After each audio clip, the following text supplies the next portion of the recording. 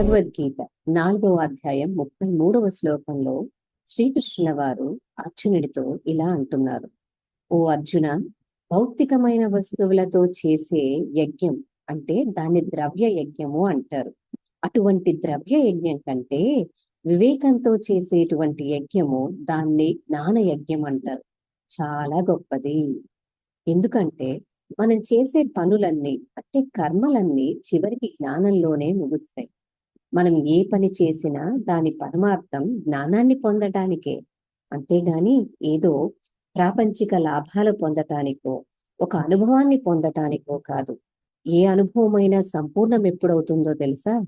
దాని నుంచి ఎటువంటి జ్ఞానం అయితే నీకు అందబోవాలని ఉందో దాన్ని నువ్వు స్వీకరించిన రోజు ఆ అనుభవము సంపూర్ణమవుతుంది. ఎందుకు